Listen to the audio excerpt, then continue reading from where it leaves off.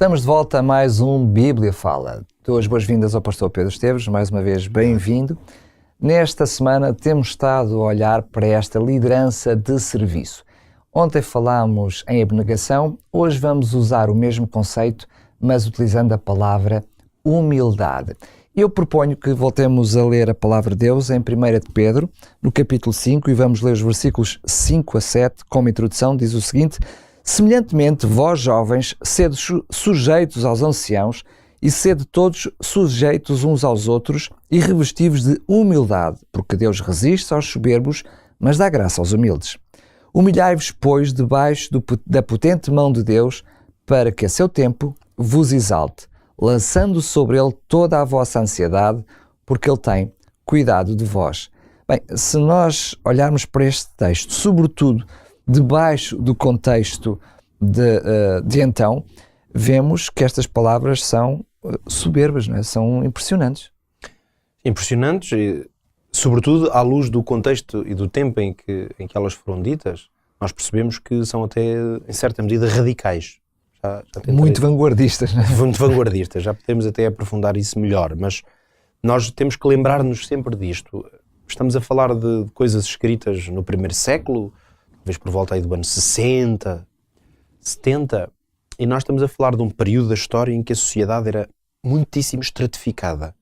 Ainda há lugares do mundo em que isto ainda existe, embora a globalização que nós temos assistido no último século, sobretudo em termos da maneira de pensar e dos valores, tem levado a que a maior parte do mundo que nós conhecemos e com que lidamos, a estratificação é cada vez menor. Mas neste tempo não era assim. A estratificação significava que havia uma classe de elite, fosse ao nível governante, fosse a elite religiosa, enfim. Portanto, havia uma elite claramente definida, pequena, em termos de número. Mas bem demarcada, não é? Muito demarcada. E, portanto, todas as outras classes e estratificações que existiam faziam-se por diferenciação a partir da elite. E, portanto, podia descer por aí afora até aos escravos. Portanto, que estavam totalmente no oposto desta linha de sociedade, portanto, que eram pessoas que não tinham sequer liberdade própria, eram, portanto, como que mercadoria ao serviço de outros homens. Portanto, se nós pensarmos o que é falar sobre humildade neste contexto, nós percebemos que tentar aplicar o conceito de humildade, de ser humilde, de forma universal, vamos dizer assim, é aí que nós percebemos que é um contexto, que é uma ideia extremamente arrojada. Porque a humildade era uma coisa que tinha que fazer parte das obrigações naturais de quem estava em escalas inferiores. Portanto, que remédio teria um escravo se não ser humilde diante do seu senhor? E sujeito à humilhação, que ele usa com uma palavra muito similar, mas que nos mostra o contexto de então, não é? Portanto, era exatamente isso. Portanto, esse é o contexto de humildade. Agora, nós percebemos até que ponto o que pode significar o apóstolo vir trazer ideias como as que ele aqui explora, e há pelo menos duas ideias-chave que são claramente radicais. A primeira é olhar para a igreja e dizer: sejam humildes uns diante dos outros. Ora, como na igreja poderiam existir, o evangelho era para todas as pessoas, esta mensagem, ela potencialmente foi escrita para qualquer pessoa. E tínhamos também representado essas hierarquias, esses estratos sociais bem dentro da própria igreja. Eles também existiam dentro da igreja. Nós temos exemplos na Bíblia de que pessoas das elites, por exemplo, também foram alcançadas pelo evangelho. E, sobretudo, reconhecendo nós que a palavra de Deus, ela permanece. Então, à medida que a história foi avançando, o evangelho, claro que chegou às elites, a todo o tipo de elites. Portanto, quando se lê esta mensagem, sede humildes, e uns diante dos outros, ela introduz este conceito de que a humildade não é uma coisa devida entre estratos sociais, em que os que estão abaixo devem ser humildes, e também não é o contrário. Não é apenas que as elites têm que ser humildes diante das classes mais baixas. É uma revolução total, porque nós temos que ser humildes uns diante dos outros. Mas nós até conseguimos entender que Pedro pudesse estar a ter esta noção e esta visão de humildade por parte de Deus. Não era a visão de Pedro sobre a sociedade, mas ele sentiu no seu coração a visão de Deus.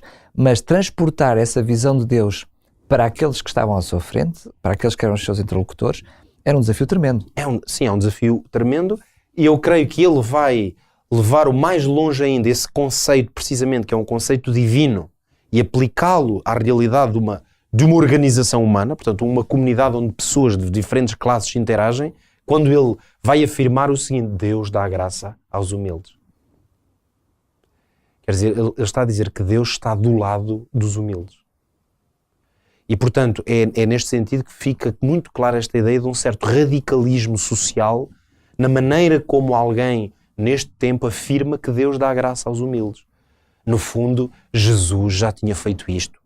Nós estamos sempre aqui a dizer, é lógico, que estes conceitos Pedro não os inventou da cabeça dele. Pedro andou perto de Jesus e agora estava a aplicar à realidade da igreja. Eu até diria, aprendeu arduamente. Arduamente, porque também, com certeza também lhe foi difícil aprender esses conceitos, mas estes conceitos vêm de Jesus. Nós pensamos no sermão, o famoso Sermão do Monte, vemos Jesus com as suas bem-aventuranças, em que ele faz uma espécie de inversão total da organização da sociedade, e ele nunca apelou a ninguém para fazer nenhuma revolução. No entanto, ele vai simplesmente formular os princípios do reino de Deus. Que esse, aliás, é que foi o grande mandato de Cristo em termos do seu ensino, foi a explicar como é que o reino de Deus funciona. Por isso, Jesus não trouxe nenhuma explosão à sociedade. Jesus veio, através da igreja cristã, implodir a sociedade. Correto. Porquê? Porque fazer uma explosão era tentar chegar à sociedade e dizer: acabou isto tudo, não há senhores, não há escravos, não há nada, não há homens, não há mulheres. E tentar implementar uma revolução, digamos assim, levando as pessoas a tentar forçar essa forma de vivência. Nem o próprio Jesus teria essa função, nem teve essa intenção. Teria morrido muito mais rápido. Isso é o mínimo que podemos dizer, e portanto nem sequer provavelmente tinha tido tempo de lançar aquilo que ele na verdade fez, que foi lançar como que as sementes do reino de Deus. Isso não era exercer, como vimos em textos anteriores, exercer liderança que não fosse pela força, não é? Exatamente. Essa seria a liderança pela força. Por isso, quando Jesus, no Sermão das Bem-aventuranças, diz: bem-aventurados os que são perseguidos, ou os humildes, ou os mansos, é muito interessante olhar para estas palavras desta perspectiva. Jesus estava a plantar na sociedade, naqueles que viriam a ser os cristãos, não é que ali não fossem, mas não tinham ainda total consciência de quem era Cristo, ainda não tinham compreendido a morte e a ressurreição de Cristo. Portanto, podemos dizer que a igreja cristã ainda estava ali só potencialmente, mas Jesus deixou essas sementes que vieram a brotar. Por isso é que Jesus, o tema sobre o qual mais falou, foi o reino de Deus. Portanto, a maior parte dos seus discursos e até das parábolas tinham precisamente a ver: o reino de Deus como é que é? É isto, é semelhante a isto. Portanto, ele, através desses discursos, deixou os ideais do reino de Deus. Esses ideais, essas sementes, usando agora também uma parábola, ficaram como que latentes, e quando a igreja cristã começou realmente a reproduzir-se, no sentido de haver comunidades a ser organizadas, os apóstolos a deixarem o ensino de Cristo e a tentar que ele agora se revelasse na realidade da vida, portanto nas relações entre as pessoas, aí o conceito era que estas sementes brotassem. Portanto, quando o apóstolo diz: estão a ver, vocês agora são todos membros aí dessa comunidade, vocês lembrem-se, Deus dá graça aos humildes.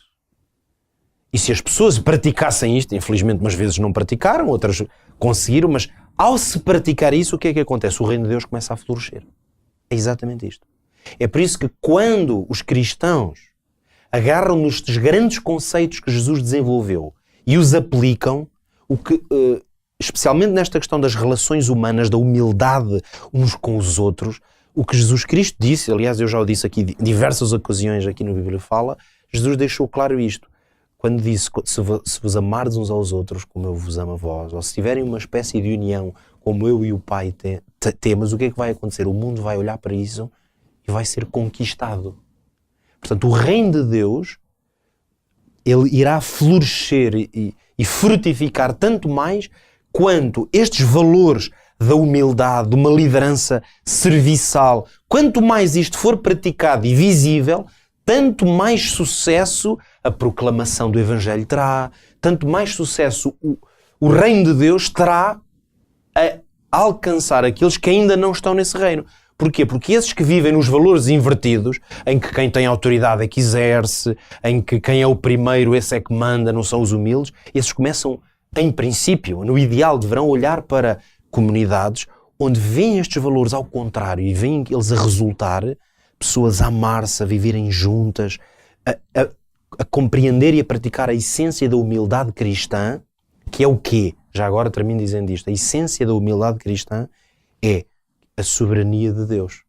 Por isso é que no texto que leste há pouco, de Pedro, o último versículo, ele diz: humilhai-vos debaixo de Deus, a soberania de Deus. Portanto, o conceito, a humildade cristã, ela não vem apenas de uma espécie de autocomiseração. Eu sou tão fraquinho, não sirvo para nada, sou péssimo. Não é isso, não é isso que está em causa. A humildade cristã, ela vem, a origem ou a fonte dessa humildade é a soberania de Deus. Não é tanta noção de eu tenho que ser inferior ao outro, mas a noção de que o outro é superior a mim em Cristo, não é? E que Deus é superior a todos nós. Parece que estamos a dizer uma contradição, mas não é de não todo. É quando eu reconheço a grandeza e a soberania de Deus. Portanto, se eu olhar para ti... E a importância do outro para com Deus. E do outro para Deus, porque o outro também está debaixo da soberania do mesmo Deus. Então, eu deixo de olhar para ti e se eu for tendencionalmente uma pessoa até, se calhar com sentimentos mais negativos e com pouca autoestima, eu vou dizer: eu sou tão fraco, o Daniel é muito melhor que eu, vejam só como ele é, o aspecto dele, a maneira como ele fala, ou o sucesso da vida dele. Isto pode ser a posição de muitas pessoas. Então eu fico humilhado, não é humilde, eu sinto-me humilhado diante de outro que parece muito mais do que eu. Depois eu também posso ser o contrário disto, porque o reino de Deus, quando Deus não está presente, as pessoas ou estão num extremo ou estão no outro, não é? O contrário disto é dizer: olha aquele desgraçado Daniel, sou muito melhor que ele. Não é? O que está claro é que nem um nem outro é a postura cristã. Exatamente. Portanto, o cristão faz o quê? Não olha para o outro, nem o vê pior, nem se vê assim melhor. Olham para Deus e dizem: Senhor, como tu és maravilhoso. Olham para Jesus Cristo, os crentes, e dizem: uau, este é que é o homem perfeito, isto é que nós queremos. E então tornam-se todos humildes porque estão debaixo da soberania de Deus. E esta é a verdadeira humildade cristã. Muito bem, é sem dúvida com alegria que estamos aqui falando destas mensagens e desta palavra de Deus, porque é com humildade que nós reconhecemos que elas em primeiro lugar são também para nós. Mas convido a estar outra vez connosco amanhã para acompanhar o último Bíblia Fala desta temática e desta semana. Relembrando que pode não só ouvir este programa na rádio RCS, mas também ver em opchannel.pt.